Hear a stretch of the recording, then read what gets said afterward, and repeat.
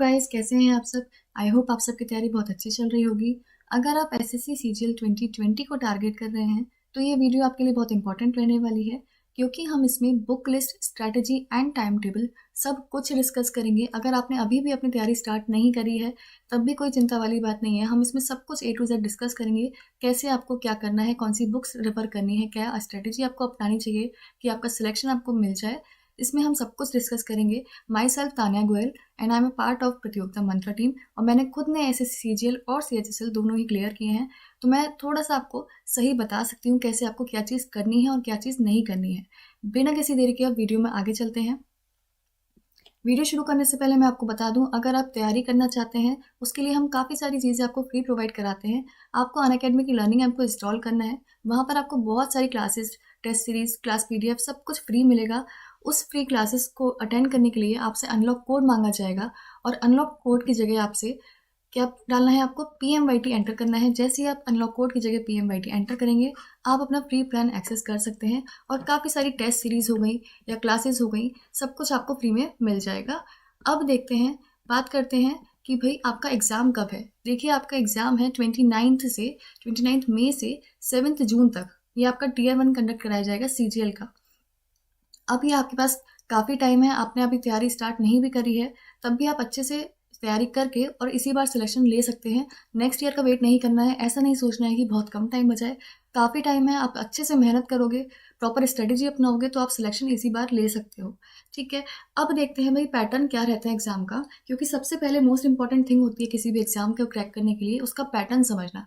Exam में आपका Tier 1 की हम अगर बात करें CGL की, तो आपका होता है जनरल इंटेलिजेंस एंड रीजनिंग। इसमें 25 क्वेश्चन आते हैं आपके 50 मार्क्स के। दूसरा आता है जनरल अवेयरनेस, इसमें भी 25 क्वेश्चन 50 मार्क्स के। फिर आता है आपका क्वांटिटेटिव एप्टीट्यूड, इसमें भी 25 क्वेश्चन 50 मार्क्स के। And then lastly English comprehension, same 25 question and 50 marks. ये आपका Tier 1 का पैटर्न रहता है। अब आते हैं Tier 2 पर। Tier 2 में आपका क्वांटिटेटिव एप्टीट्यूड आता है 100 question having 200 marks. English language and comprehension, इसमें 200 question and 200 marks. And then statistics 100 question 200 marks. And general studies, finance and economics 100 question 200 marks. Tier 2 में अगर हम देखें तो आपका ये जो क्वांट का पेपर है और ये जो इंग्लिश का पेपर है, ये दोनों ही कंपलसरी हैं।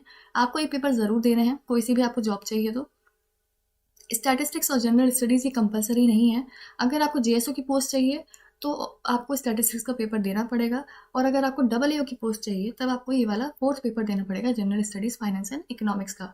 अदरवाइज आपका मैथ्स और इंग्लिश यहाँ पे कंपलसरी रहता है। तो यहाँ से देखने से हमें इतना तो पता चल गया कि आपका मैथ्स और इंग्लिश Tier 1 में भी आता है एंड Tier 2 में भी आता है, और काफ़ी अच्छी वेटेज है। फाइनल सिलेक्शन जो आपका होता है वो आपके Tier 1 के मार्क्स, Tier 2 के मार्क्स एंड देन Tier 3 के मार्क्स पे होता है।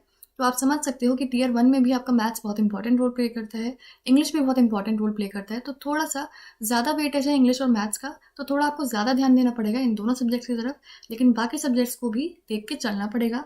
अब आते हैं Tier 3 पर। Tier 3 की हम बात करें तो आपका ये डिस्क्रिप्टिव एग्जाम होता है। चाहे तो हिंदी, चाहे तो इंग्लिश, किसी भी लैंग्वेज में आप इसे दे सकते हैं। ये आपका पेन एंड पेपर मोड में होता है। इसमें ऐसे, प्रेसेस या लेटर या एप्लीकेशन कुछ भी आपसे पूछा जा सकता है। ये आपका टोटल 100 मार्क्स का होता है। ये आपका हो गया एग्जाम पैटर्न। ठीक है मैम, समझ में आ गया एग्जाम पैटर्न, लेकिन अब हम तैयारी कैसे करें, मैं शुरुआत कैसे करूँ अगर मैं पहली बार तैयारी कर रहा हूँ तो। देखो, सबसे पहले तो बुक्स इंपॉर्टेंट होती हैं। कौन सी बुक्स आप रेफर करते हो? सबसे पहली इंपॉर्टेंट चीज़ क्या है, एसएससी की आप तैयारी कर रहे हो किसी भी एग्जाम की, previous year question. Previous year question is a must. अगर आपने प्रीवियस ईयर क्वेश्चन नहीं लगाए हैं तो मानो मेरी बात, बहुत मुश्किल हो जाएगा सिलेक्शन लेना। इसलिए प्रीवियस ईयर क्वेश्चन बहुत बहुत बहुत ज़रूरी है। कितना भी आप इसको एम्फेसाइज कर लो, बहुत ज़रूरी है ये। ठीक है, तो प्रीवियस ईयर की अगर हम बात करें, रीजनिंग की, सबसे पहले रीजनिंग का सेक्शन देखते हैं। रीजनिंग की हम बात करें तो यहाँ पर आपकी किरण पब्लिकेशन की बुक भी आती है, यहाँ से आप कर सकते हो प्रीवियस ईयर क्वेश्चंस। या फिर ये राकेश यादव सर की बुक भी आती है, आप इससे भी कर सकते हो। आपके ऊपर डिपेंड करता है, आप कोई सी भी बुक ले लो, लेकिन आपको प्रीवियस ईयर क्वेश्चन लगाने हैं। फिर हम बात करें बाकी चीज़ों की, एक्स्ट्रा क्वेश्चंस आपको प्रैक्टिस करने हैं, कॉन्सेप्ट समझने हैं, उसके लिए ये वाली बुक है आपकी a modern approach to verbal and non verbal reasoning, RS Agarwal की। ये भी काफ़ी अच्छी बुक है, आप इससे कर सकते हो। ये सारी बुक्स मैं आपको बता रही हूँ, ये आपको रेफर करनी है नहीं करनी है ये आपको सोचना है, क्योंकि हो सकता है आप कहीं कोचिंग ले रहे हो या किसी और प्लेटफॉर्म से तैयारी कर रहे हो, तो वहाँ पर ऑलरेडी आपको काफ़ी कुछ मटेरियल प्रोवाइड कराया जाएगा। तो ज़रूरी नहीं है कि आपको ये सारी बुक्स लेनी है। आपको जिन बुक्स की ज़रूरत लगे आपको केवल वही लेनी है। काफ़ी मटेरियल आपको प्रोवाइड कराया जाता है फ्री ऑफ कॉस्ट, तो आप वहाँ से भी देख सकते हो। बाकी हेल्पफुल ये वाली बुक्स आपकी रहेंगी। फिर आते हैं जनरल अवेयरनेस पर। जनरल अवेयरनेस देखो काफ़ी वास्ट है सिलेबस इसका, बहुत सारे टॉपिक्स आते हैं, तो इसमें भी सबसे पहले आपको ये देखना होगा कि एसएससी की हम बात करें तो भाई कौन सा टॉपिक इसमें ज़्यादा पूछा जाता है। पॉलिटी ज़्यादा पूछी जाती है तो हम पॉलिटी ज़्यादा सही से करेंगे, हिस्ट्री ज़्यादा पूछी जाती है तो हम हिस्ट्री ज़्यादा सही से करेंगे। तो इसलिए सबसे पहले तो आपको प्रीवियस ईयर पेपर्स लगाने हैं, वो आप किरण पब्लिकेशन की बुक ले सकते हैं या फिर राकेश यादव सर की बुक ले सकते हैं, कोई सी भी आप बुक इसमें से ले सकते हैं। और प्रीवियस ईयर क्वेश्चन आपको पहले लगाने हैं, देखना है कौन से टॉपिक से ज़्यादा क्वेश्चन आते हैं और किस टाइप के क्वेश्चन आते हैं, ठीक है, उसके अकॉर्डिंग प्रिपरेशन करनी है। जीएस के लिए मैं आपको सजेस्ट करूंगी आप ल्यूसेंट ले सकते हैं, ल्यूसेंट के कुछ चैप्टर्स, मिसलेनियस वाला पार्ट जो है वो बहुत इंपॉर्टेंट है, मिसलेनियस आपको पूरा लगाना है, इससे स्टैटिक जी के काफ़ी कुछ कवर हो जाएगा।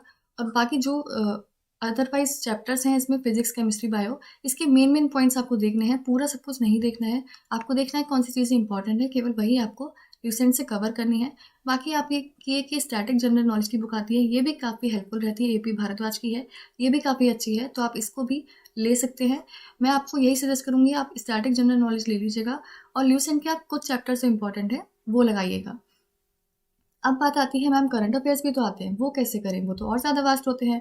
तो उसके लिए आपको क्या करना है, आप एक हैबिट डाल लो, सुबह सुबह उठ के आपको न्यूज़पेपर ज़रूर पढ़ना है, और न्यूज़पेपर आपको इंग्लिश मीडियम का पढ़ना है, चाहे तो हिंदू ले लीजिएगा या फिर इंडियन एक्सप्रेस ले लीजिएगा, तो आपको न्यूज़पेपर ज़रूर पढ़ना है। इससे क्या होगा, करंट अफेयर्स तो आपके पूरे होंगे ही, आपको काफ़ी कुछ करंट अफेयर्स पता चलेंगे उससे, और चीज़ें आप जब पढ़ते हो तो माइंड में बैकअप होती रहती हैं, धीरे धीरे बार बार पढ़ोगे, उसे न्यूज़पेपर में आएगा किसी न्यूज़ के बारे में, तो वो आपके माइंड में याद हो जाएगा और आपको पता भी नहीं चलेगा। जब क्वेश्चन आएगा तो लगेगा कि अरे ये तो ईजी है, ये तो क्वेश्चन ईजी दे दिया इन्होंने, लेकिन जब न्यूज़पेपर पढ़ते हो तो आदत में बन जाता है। और साथ ही न्यूज़पेपर पढ़ने से आपकी रीडिंग कैपेसिटी अच्छी रहती है, लर्निंग ग्रेस्पिंग पावर भी अच्छी हो जाती है, और साथ ही आपको जो वोकैब का पोर्शन होता है इंग्लिश में, वो भी आपका काफ़ी अच्छा हो जाता है। तो उस पर भी वर्क करने के लिए आपको एक्स्ट्रा मेहनत करने की ज़रूरत नहीं है, न्यूज़पेपर पढ़ोगे, रीडिंग कॉम्प्रिहेंशन आता है जैसे इंग्लिश में, उसमें भी आपका वो हेल्पफुल रहेगा, वोकैब का सेक्शन होता है उसमें भी हेल्पफुल रहेगा। तो करंट अफेयर्स के लिए आप न्यूज़पेपर ले सकते हो, साथ ही जो आपकी मंथली मैगजीन्स आती हैं काफ़ी, तो मंथली मैगजीन्स पर आप रेफर कर सकते हो, या फिर इंटरनेट से अगर आप कोई वेबसाइट या किसी ऐप के थ्रू जाना चाहो तो उस पर भी आप देख सकते हो जो आपको सही लगे। करंट अफेयर्स सब जगह एक से मिलेंगे, आपको बस थोड़े थोड़े करके करने हैं, इकट्ठे मत करना कि पता चला एग्जाम आ गया और फिर हम लास्ट के टाइम पे बिल्कुल पूरे एक साल के याद कर रहे हैं या पूरे 6 महीने के याद कर रहे हैं। इकट्ठे मत करो, थोड़े थोड़े करते चलो, एक दिन फिक्स कर लो कि हाँ हमें इस दिन करंट अफेयर्स करने हैं, बाकी रोज तो आप थोड़ा थोड़ा देखते रहोगे। ये बात हो गई आपकी जनरल अवेयरनेस की पूरी तरह। अब बात करते हैं क्वांटिटेटिव एप्टीट्यूड, जो कि आपका बहुत ही मेजर पोर्शन लगता है एसएससी के एग्जाम्स में, दैट इज मैथ्स। मैथ्स में आपके दो पोर्शंस होते हैं, एक तो अरिथमेटिक हो गया, दूसरा एडवांस हो गया। तो पहले आप अरिथमेटिक पे देखते हैं। अरिथमेटिक के लिए फिर से वही चीज़, आपको प्रीवियस ईयर क्वेश्चन मस्ट है, तो प्रीवियस ईयर के लिए आप ये राकेश यादव की बुक ले सकते हैं। इसमें आपको डिटेल सॉल्यूशन मिल जाएंगे, विद ट्रिक्स भी सॉल्यूशन मिलेंगे, तो काफ़ी अच्छी बुक है, आप इसे रेफर कर सकते हैं। साथ ही कॉन्सेप्ट्स वगैरह क्लियर करने के लिए आपको क्लास नोट्स मिल जाएंगे, ये भी राकेश यादव सर की ही है, क्लास नोट्स की बुक ये वाली भी काफ़ी अच्छी है, तो आप इसे रेफर कर सकते हैं। और साथ में प्रैक्टिस भी करनी है आपको, तो उसके लिए आपको मॉक टेस्ट वगैरह लगाने पड़ेंगे। लेकिन बुक्स की अगर हम बात करें तो अरिथमेटिक के लिए काफ़ी रहेंगी बुक्स। अब बात करते हैं एडवांस मैथ्स की। सिमिलरली एडवांस मैथ्स की आपकी राकेश यादव सर की आती है, इसमें आपको सारे चैप्टर्स मिल जाएंगे, तो ये बुक काफ़ी अच्छी है, आप ये ले सकते हैं। और आपकी तैयारी अच्छी हो जाए उसके बाद आप ये प्ले विद एडवांस मैथ्स अभिनय सर की है, ये भी बहुत अच्छी बुक है, तो आप इसे भी रेफर कर सकते हैं। प्रैक्टिस इससे आपकी अच्छी हो जाएगी, काफ़ी सारे अच्छे अच्छे क्वेश्चन दिए हुए हैं इसमें। फिर आपका ब्रह्मास्त्र है, ब्रह्मास्त्र बुक भी बहुत अच्छी है, इसमें आपको प्रीवियस ईयर के क्वेश्चंस भी मिल जाएंगे। तो आपको ज़रूरी नहीं है कि तीनों बुक्स लेनी है, पहले एक बुक कंप्लीट कर लो, उसके बाद प्रैक्टिस अगर करनी है तो आप दूसरी बुक ले सकते हो। ये तीनों ही बुक्स अपने आप में बहुत अच्छी हैं, बहुत अच्छी प्रैक्टिस आपकी हो जाएगी अगर आप इनको सॉल्व करते हैं तो। फिर हम देखते हैं इंग्लिश। इंग्लिश की हम बात करें, सबसे पहले आपकी आती है केडी पब्लिकेशन की, बहुत अच्छी बुक है, आप केवल इसको भी खरीदोगे तो भी बात बन जाएगी, काफ़ी अच्छी बुक है, ठीक है। इसमें आपको सब कुछ ग्रामर वोकैब सब कुछ कवर होगा इसमें आपका। फिर आपकी एक आती है अरिहंत की बुक एसपी बख्शी की, ये भी बहुत अच्छी है, आप इसे भी ले सकते हैं। और फिर आपकी आती है अजय के सिंह की, इन दोनों में से मैं आपको बोलूँगी आप एक ही बुक परचेज करो, जाके देख लो कि कौन सी अच्छी है, उसके अकॉर्डिंग आप एक ही बुक परचेज करो इन दोनों में से। बाकी आपकी केडी पब्लिकेशन की बुक है, ये तो मस्ट है, ठीक है। फिर आता है भाई वोकैब का पोर्शन हम कैसे करें, वोकैब काफ़ी वास्ट है। वोकैब के लिए आपकी दो बुक्स हैं, वर्ड पावर मेड ईजी। अगर आपके पास टाइम है, काफ़ी आपके एग्जाम में टाइम है और आपके पास इतना टाइम है कि आप रोज़ काफ़ी टाइम दे सकते हो, तो मैं आपको सजेस्ट करूँगी आप वर्ड पावर मेड ईजी लो। इसमें आप इजीली पूरा वोकैब का सेक्शन अपना कवर कर सकते हो, लेकिन टाइम टेकिंग है, इसलिए अगर टाइम नहीं है तो आपको ये बुक नहीं लेनी है। बाकी आपको सारे ही प्रीवियस ईयर क्वेश्चन या और भी जितने क्वेश्चन हैं वोकैब के, वो सब आपको ब्लैक बुक में मिल जाएंगे, तो बहुत अच्छी बुक है, आप इसे भी ले सकते हैं। ये आपका इंग्लिश का पोर्शन हो गया। अब चलते हैं जो हमने देखा था जेएसओ के लिए पेपर देना होता है स्टैटिस्टिक्स का। इसके लिए भी सेम वही चीज़, प्रीवियस ईयर क्वेश्चन लगाने हैं, तो आप किरण की ये स्टैटिस्टिक्स की सॉल्व पेपर्स ले सकते हैं। तैयारी करने के लिए आपको ये मार्केट में बुक मिल जाएगी आर गुप्ता की स्टैटिस्टिक्स नाम से, तो ये भी बुक काफ़ी अच्छी है, आप इससे तैयारी कर सकते हैं। फिर आते हैं डबल की पोस्ट के लिए फाइनेंस एंड इकोनॉमिक्स का जो आपको पेपर देना होता है, उसके लिए आपको ये वाली बुक है एसएससी सीजीएल डबल। ये आपकी काफ़ी अच्छी बुक है बाय तेज प्रताप सिंह, तो आप इसको रेफर कर सकते हो। या फिर अगर चाहो तो ये आपकी आर गुप्ता की सेम बुक है, जैसे पीछे भी आर गुप्ता की थी, यहाँ पर भी वही सेम है, तो आप फाइनेंस एंड इकोनॉमिक्स इसकी भी देख सकते हो। इन दोनों में से कोई आप एक ले लेना और अच्छे से तैयारी करके आपका काम हो जाएगा। ठीक है, आई होप आपको समझ आ गई होंगी बुक्स जितनी भी मैंने आपको बताई हैं। अब देखते हैं डिस्क्रिप्टिव पेपर की, जो आपका थर्ड टीयर होता है, इसमें हम कौन सी बुक लेनी चाहिए। एक तो आपकी आती है 151 एसेज अरिहंत की, इसमें सारे एसेज होते हैं। सारे ऐसे करने की ज़रूरत नहीं है, 151 एसेज बहुत हो जाते हैं, वो सब करने की ज़रूरत नहीं है। कुछ सिलेक्टेड टॉपिक्स हैं इंपॉर्टेंट जो रहते हैं, आपको केवल वही उसमें से करने हैं। आपको मेनली ये चीज़ देखनी है कि ऐसे को लिखा कैसे जाता है, ऐसे को फ्रेम कैसे किया जाता है, मेनली आपको ये चीज़ पकड़नी है इनमें जितने भी एसेज लिखे हैं उससे। बाकी आपको ये आपको किरण पब्लिकेशन की बुक भी मिल जाएगी डिस्क्रिप्टिव एग्जाम की, तो ये भी काफ़ी अच्छी है, इसमें प्रैक्टिस वर्क बुक भी है, तो आप इसे भी ले सकते हो। साथ ही डिस्क्रिप्टिव के लिए मैं आपको सजेस्ट करूंगी कि जितने भी करंट ईयर क्वेश्चंस आप पढ़ रहे हो, जैसे जहाँ पे भी गवर्नमेंट स्कीम आए तो उसको थोड़ा डिटेल में पढ़ो, क्योंकि गवर्नमेंट स्कीम पे भी आपका कोई भी ऐसे या कहीं पे भी कुछ क्वेश्चन काम में आ सकता है। यहाँ पर आपका हेल्प करेगा न्यूज़पेपर रीडिंग। अगर आप न्यूज़पेपर रीडिंग करते हो तो आप रूबरू रहोगे कि आपका क्या चल रहा है, तो अगर कोई ऐसा टॉपिक आया करंट पे बेस्ड ऐसे में, तो आप कुछ ना कुछ लिंक बना के कोई भी एग्जाम्पल डाल सकते हो, जिससे कि थोड़ा सा अच्छा इंप्रेशन पड़ेगा एग्जामिनर के ऊपर, वो चीज़ काफ़ी हेल्पफुल रहेगी उसमें। ठीक है, आई होप आपको ये समझ में आ गया होगा। अब बात आती है मैम बुक्स तो सारी ले ली, पढ़ना भी स्टार्ट कर दिया, लेकिन हम कैसे करें, कैसे टाइम मैनेज करें, कैसे करें, पूरी स्ट्रेटेजी क्या होनी चाहिए। सबसे देखो इम्पोर्टेंट चीज़ क्या है, आपको पूरा प्लान करना है अपने दिन को। टाइम टेबल की अगर मैं बात करूं, टाइम टेबल हम में से बहुत लोग बनाते हैं, लेकिन क्या हम सब सक्सेसफुल रहते हैं उसमें। आप 5 दिन टाइम टेबल फॉलो करोगे, छठे दिन आपका मन भर जाएगा, छोड़ो हम नहीं कर रहे टाइम टेबल, और फिर टाइम टेबल वो पड़ा रहता है एक कोने में और हम अपना कुछ और ही कर रहे होते हैं। इसलिए टाइम टेबल आपको सेट ऐसे करना है हर दिन का अलग। जैसे कि मैं अगर बात करूं, कुछ लोग होते हैं जो कि दिन में ज़्यादा पढ़ते हैं और कुछ लोग होते हैं जो कि रात में ज़्यादा पढ़ते हैं। लर्निंग कैपेसिटी सबकी अलग अलग होती है, लर्निंग पावर अलग अलग होती है, सबको अपने अकॉर्डिंग देखना होता है। तो पहले तो आप ये देखो क्या आप रात में अच्छा पढ़ सकते हो या क्या आप दिन में ज़्यादा अच्छा पढ़ सकते हो, उस अकॉर्डिंग आप टाइम टेबल सेट करो। और ऐसे सेट करो कि 1 घंटा मुझे ये चीज़ पढ़नी है, फिर थोड़ा सा ब्रेक लेना है, फिर 1 घंटा वो चीज़ पढ़नी है, या फिर ऐसे कि आपको पूरा डेली का टारगेट बना लो कि मुझे आज के दिन में ये वाला चैप्टर कंप्लीट करना है। एनी हाउ 7 घंटे लगे, 8 घंटे लगे, 2 घंटे लगे, 3 घंटे लगे, मुझे फ़र्क नहीं पड़ता, लेकिन मुझे आज ये कंप्लीट करना है। और ऐसा नहीं है कि कोई सा भी चैप्टर उठा लिया, मान लो सपोज मैंसुरेशन मैंने उठा लिया और मैं बोलूँगी मुझे आज कंप्लीट करना है। ऐसा तो पॉसिबल ही नहीं है मैंसुरेशन को मैं एक दिन में कंप्लीट कर लूँ, ऐसा कैसे पॉसिबल हो जाएगा। तो टाइम उस अकॉर्डिंग रखो, जितना बड़ा चैप्टर है उस अकॉर्डिंग टाइम सेट करो। ठीक है, और फिर तैयारी स्टार्ट करो। चलो अब एक एक पॉइंट पर आते हैं, डिस्कस करते हैं कैसे आपको क्या करना है। सबसे पहले चीज़, बुक्स आपने देख ली, ठीक है। एग्जाम का पैटर्न समझो, बुक्स उठाओ, प्रीवियस ईयर क्वेश्चंस उठाओ, पैटर्न समझो कि भाई एसएससी किस में ज़्यादा इंटरेस्टेड है, कौन सा टॉपिक वो बार बार पूछ रहा है, कौन सा रिपीटेड टॉपिक है, उस पर आपको ज़्यादा फोकस करना है। पैटर्न समझो एग्जाम का, ठीक है। और आपको स्मार्ट प्रिपरेशन करनी है। ऐसा नहीं है कि बस लगे पड़े हैं, जो भी कुछ मिल गया पढ़े जा रहे हैं पढ़े जा रहे हैं। इतना टाइम थोड़ी ना है, पीएचडी थोड़ी ना करनी है, आपको तो एग्जाम निकालना है। स्मार्ट प्रिपरेशन करो, जो टॉपिक ज़्यादा इंपॉर्टेंट है उनको ज़्यादा टाइम दो, उनकी अच्छे से तैयारी करो, जो ज़्यादा इंपॉर्टेंट नहीं है उनको छोड़ दो।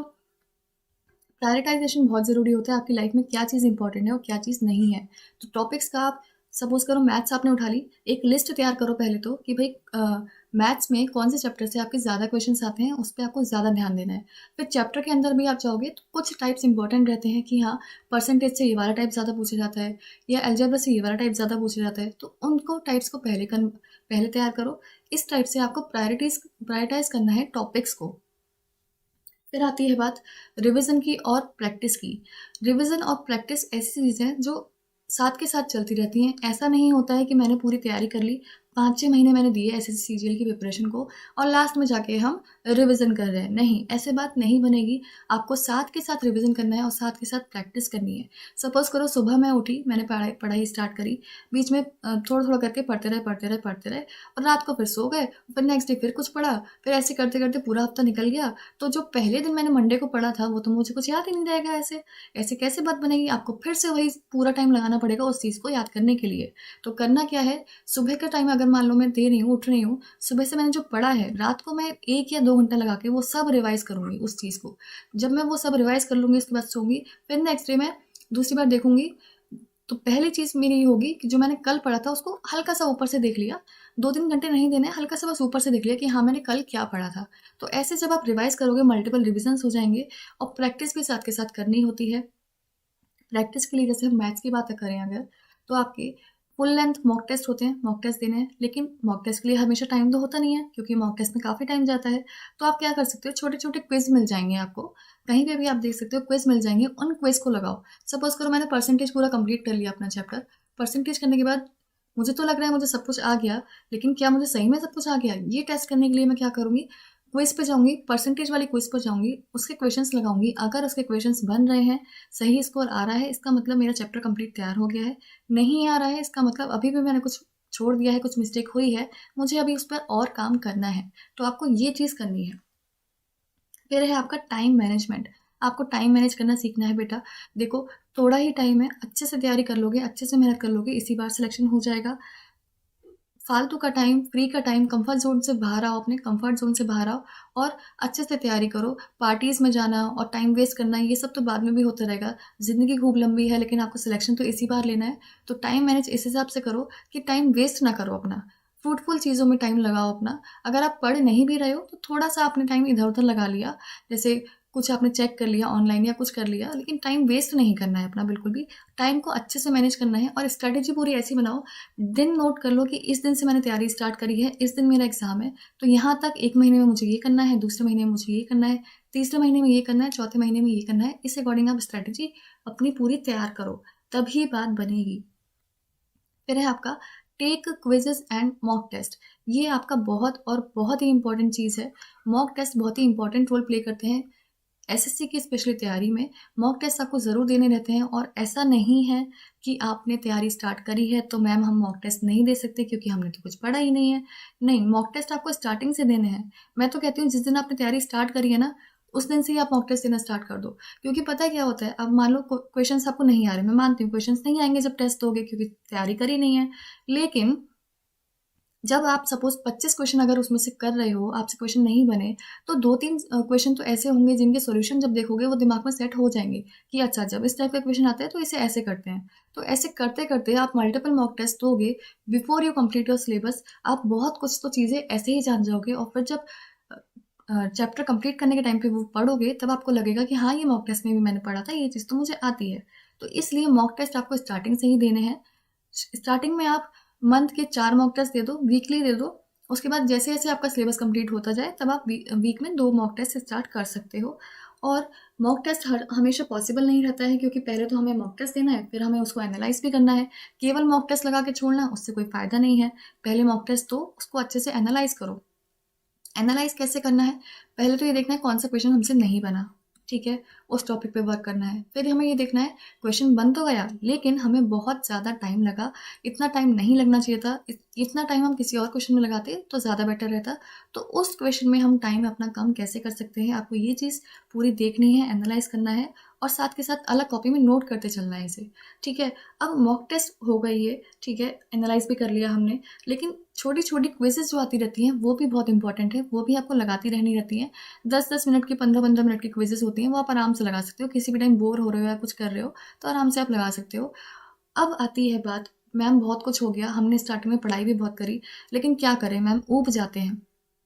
तो बेटा कंसिस्टेंसी बहुत ही इंपॉर्टेंट है। एग्ज़ाम की आप तैयारी कर रहे हो, छोटा मोटा एग्ज़ाम तो है नहीं, काफ़ी बड़े लेवल का एग्ज़ाम है ना। कंसिस्टेंट रहना बहुत और बहुत इंपॉर्टेंट है। आप जोश जोश में तैयारी स्टार्ट तो कर देते हो लेकिन बाद में फिर ढीले पड़ जाते हो, फिर वो जोश नहीं रहता और फिर वो तैयारी भी एकदम स्लोप उसका डाउन जाता रहता है। तो आपको कंसिस्टेंट रहना है, मोटिवेट रहो हमेशा। ये सोचो पढ़ाई करने से पहले, सुबह जब उठो तो ये सोचो मैंने ये स्टार्ट क्यों किया था, क्या रीज़न है, मेरा टारगेट ये है एसएससी, तो क्या वजह है जिस वजह से मैंने ये स्टार्ट किया था। जैसे ही आपने वो बात सोची कि मैंने क्यों स्टार्ट किया था, आपको समझ आ जाएगा हाँ मुझे मेहनत करनी है क्योंकि मुझे इसी साल सिलेक्शन लेना है, आगे अगले साल तक मुझे वेट नहीं करना है। तो कंसिस्टेंट रहो, अच्छे से तैयारी करो, कोई भी मंजिल आपको तुरंत मिल जाएगी।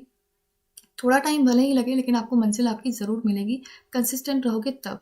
ठीक है। फिर है भाई स्टे पॉजिटिव, कुछ भी सिचुएशन आ जाए, देखो अप्स एंड डाउन्स आपकी लाइफ में चलते रहेंगे। हो सकता है किस दिन मैं नहीं पढ़ पाऊँ, कुछ इमरजेंसी आ गई, या मेरा बिल्कुल भी मूड नहीं हो रहा है, मुझसे बिल्कुल भी नहीं पढ़ा जा रहा है, कोई बात नहीं। अब ये थोड़ी ना है कि एक दिन हम नहीं पढ़े तो हम फिर यही सोचते रहेंगे कि हमने उस दिन टाइम बहुत वेस्ट कर दिया, हम नहीं पढ़े।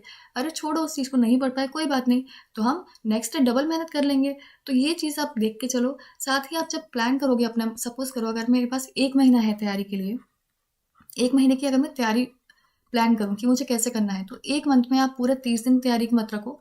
आप इसमें से केवल 28 या 27 दिन ही रखो, क्योंकि क्या होता है 1 या 2 दिन तो आपका महीने में ऐसे ही चला जाता है कि कभी कुछ इमरजेंसी हो गई, कहीं जाना पड़ गया, तो वो आपका एक तरह से आप बोल सकते हो कि उसमें आप बिल्कुल नहीं पढ़ोगे, वो वेस्ट हो जाता है। अगर आप 30 दिन की पूरी प्लानिंग करोगे और 1-2 दिन वेस्ट हो जाएँगे, तब आपका जो पेंडिंग था 1-2 दिन का, वो आपका पेंडिंग ही चलता रहेगा। इसलिए आप सेट करो 28 दिन का या 27 दिन का गोल, फिर आपका 1-2 दिन अगर चले भी जाते हैं तो भी कोई दिक्कत वाली बात नहीं है, और मान लो वो वेस्ट नहीं होते हैं तब तो आपके लिए मज़े ही मज़े हैं। फिर जो एक्स्ट्रा 2-3 दिन बचे हैं उसमें आप एक्स्ट्रा टॉपिक्स कवर कर सकते हो। तो हमेशा एक-एक महीने की तरह पहले मंथली गोल सेट करो, फिर आपका वीकली गोल सेट करो और फिर आपका डेली गोल सेट करो कि आज मुझे ये करना है। सुबह जब उठते हो तभी डिसाइड कर लो कि आज मुझे ये चीज़ कंप्लीट करनी है, कल मुझे ये चीज़ कंप्लीट करनी है, परसों मुझे ये चीज़ कंप्लीट करनी है। इस टाइप से गोल सेट करोगे, सब कुछ पॉसिबल है, कोई भी चीज़ मुश्किल नहीं है अगर दिल से चाहो तो, और पूरी मेहनत करोगे तो। वहीं यहाँ पे लिखा है fix your targets daily, weekly, monthly, subject wise. अब हाँ, सब्जेक्ट वाइज की हम बात करें, देखो कौन कौन सब्जेक्ट्स हैं। एक तो हो गया आपका रीजनिंग, दूसरा हो गया आपका जनरल अवेयरनेस, फिर हो गया आपका मैथ्स, और फिर हो गया आपका इंग्लिश। ठीक है। ये हमने देखा था मैथ्स और इंग्लिश आपका टीयर 1 टीयर 2 दोनों में आता है। जनरल अवेयरनेस और रीजनिंग केवल टीयर 1 में आता है। तो काफ़ी बच्चे क्या करते हैं, मैम मैथ्स और इंग्लिश तो टीयर 2 और टीयर 1 दोनों में आता है, हम तो केवल यही पढ़ेंगे, रीजनिंग और जनरल अवेयरनेस को हम छोड़ देंगे, एग्जाम टाइम पे पढ़ लेंगे। नहीं बेटा, ऐसा नहीं करना होता है। आप सोचो, सबसे पहले आपका क्या है, टीयर 1 है। टीयर 1 में चारों सब्जेक्ट्स जो हैं वो आपको इक्वल वेटेज के हैं, इक्वल मार्क्स दिलाएंगे। ऐसा नहीं है कि मैथ्स आपको ज़्यादा मार्क्स दिलाएगा या इंग्लिश आपको ज़्यादा मार्क्स दिलाएगा। तो अगर आप रीजनिंग को ढीला छोड़ देते हो, रीजनिंग पे ध्यान नहीं देते हो, या फिर जनरल अवेयरनेस पे ध्यान नहीं देते हो, आपके क्वेश्चंस कम बने, आपके मार्क्स कम आए, तो आप तो टीयर 1 ही क्लियर नहीं कर पाओगे। और जब टीयर 1 नहीं क्लियर करोगे तो मैथ्स इंग्लिश कितनी भी पढ़ लियो, टीयर 2 दे ही नहीं पाओगे, तो फ़ायदा क्या रहेगा। इसलिए कभी भी ऐसे ढील नहीं छोड़नी है। बहुत इंपॉर्टेंट सब्जेक्ट्स हैं ये भी। आपको बस क्या करना है, आपको लगता होगा कि हाँ रीजनिंग ईजी है, हर एक का अपना अपना होता है सबका तरीका करने का। तो आप क्या करो, बहुत टाइम मत दो, लेकिन दिन का आप सपोज करो 1 घंटा, अगर मैं 8 घंटे पढ़ रही हूँ दिन में, तो 1 घंटा कम से कम रीजनिंग को दो। इसके जो प्रीवियस ईयर है आप वही लगा लो, और जो इसमें ट्रिक्स होती हैं कि इस क्वेश्चन को हमें कैसे सॉल्व करनी है, उस टाइप से आप वो ट्रिक्स सीखो ताकि और जल्दी बने। टाइम रिडक्शन की टेक्निक सीखो कि हम और ज़्यादा टाइम रिडक्शन कैसे कर सकते हैं किसी भी सब्जेक्ट में, किसी भी क्वेश्चन में। ठीक है। कम से कम 1 घंटा तो रीजनिंग को, जनरल अवेयरनेस को भी कम से कम 1 घंटा तो दो। थोड़ा सा करंट अफेयर्स को भी टाइम आप दोगे 1 घंटा, पूरा जो स्टैटिक पोर्शन है, हिस्ट्री हो गया, पॉलिटी हो गया, इन सबको दो, थोड़ा थोड़ा करके सब याद हो जाएगा, क्योंकि जनरल अवेयरनेस में भी सब आपको याद करना होता है ना, तो एक बार में तो सारा मगअप हो नहीं जाएगा, उसमें भी टाइम लगेगा। तो डेली का अगर आप 1 घंटा भी दोगे तब भी बात बन जाएगी। अब आता है मैथ्स और इंग्लिश, ये आपका मेजर पोर्शन है, तो इसमें हम कहेंगे हाँ इसमें आप ज़्यादा टाइम रखिएगा। इंग्लिश की अगर हम बात करें तो आप 2 घंटे या 3 घंटे इसमें रख सकते हैं। 3 घंटे में आपका कुछ पोर्शन आप रख सकते हैं ग्रामर के लिए, सपोज 1 घंटा रख लिया मैंने ग्रामर के लिए, कुछ पोर्शन आप रख सकते हैं वोकैब के लिए, क्योंकि वोकैब काफ़ी इंपॉर्टेंट है, 1 घंटा। और सपोज 1 घंटा मैंने रख लिया प्रैक्टिस के लिए, कि जो क्विज वगैरह होती हैं या टेस्ट होता है या वापस से रिविजन करना होता है, तो वो सब यहाँ पर हम प्रैक्टिस कर सकते हैं। ठीक है। अब आती है मैथ्स की बात। मैथ्स में आपका मेजर टाइम मैथ्स में ही जाता है, क्योंकि इसमें वास्ट पोर्शन है, अरिथमेटिक काफ़ी बड़ा है, एडवांस काफ़ी बड़ा है, उसमें इतने सारे चैप्टर्स हैं, चैप्टर्स में भी टाइप वाइज आपको पढ़ना रहता है, तो उसको टाइम कवर करने में टाइम लगता है। आई अंडरस्टैंड, कोई बात नहीं, टाइम लगता है तो ठीक है। साथ ही आपको प्रैक्टिस भी करनी है। मॉक टेस्ट आते हैं, उसमें क्वेश्चंस लगाओ नए नए तरीके के, आपको पता चलेगा किस टाइप के क्वेश्चन आते हैं, और प्रैक्टिस करोगे तो हाथ और सेट हो जाएगा और ईजिली एग्जाम में क्वेश्चंस बनेंगे फिर। ठीक है। ये बात पूरी हो गई आपको कैसे क्या करना है। अब देखो, सबसे पहले आपको वीक और स्ट्रॉन्ग सब्जेक्ट्स भी देखने हैं। आप तैयारी स्टार्ट कर रहे हो, ठीक है। रीजनिंग, अब हमने मैथ उठा ली, लेकिन मैथ में आपका इतने सारे चैप्टर्स हैं, कौन सा चैप्टर पहले करना है ना, ये भी तो चीज़ रहती है। तो पहले तो देखो आपकी वीक सब्जेक्ट्स कौन से हैं, वीक टॉपिक्स कौन से हैं, उनके अकॉर्डिंग आप प्रिपेयर करो। ऐसा नहीं है कुछ भी कभी भी उठा लिया और तैयारी करना स्टार्ट कर दी। सबसे अपने अकॉर्डिंग देखो कि आपको क्या सूट कर रहा है, क्या आपका वीक पॉइंट है, क्या आपका स्ट्रॉन्ग पॉइंट है, उस अकॉर्डिंग प्रिपेयर करो। अगर मेरा मैथ्स स्ट्रॉन्ग पॉइंट है तो मैथ्स पे मैं इतना ज़्यादा ध्यान क्यों दूंगी, क्योंकि मेरा अगर मान लो रीजनिंग बहुत पीछे है या जनरल अवेयरनेस बहुत पीछे है, और मुझे तो वही डुबा के ले जाएगा, तो मुझे उस पर ज़्यादा ध्यान देना है। तो आपको अपने अकॉर्डिंग देखना है आपका कौन सा सब्जेक्ट है, किस अकॉर्डिंग आपको प्रिपरेशन करनी है, उस अकॉर्डिंग आप सब कुछ सेट करो और तैयारी स्टार्ट कर दो। आई होप आपको सारी चीज़ें समझ में आ गई होंगी कैसे क्या करना है। सबका टाइम टेबल अलग अलग रहता है, तो अपने अकॉर्डिंग आप शेड्यूल सेट करो कि आपको इतने टाइम में ये चीज़ें कवर करनी है। और कभी भी ये मत सोचो कि आज मैं 6 घंटे पढ़ा, आज मैं 8 घंटे पढ़ा, मुझे इतना घंटे पढ़ना है, क्योंकि जब ये चीज़ दिमाग में आ जाती है तब हो जाता है मुश्किल।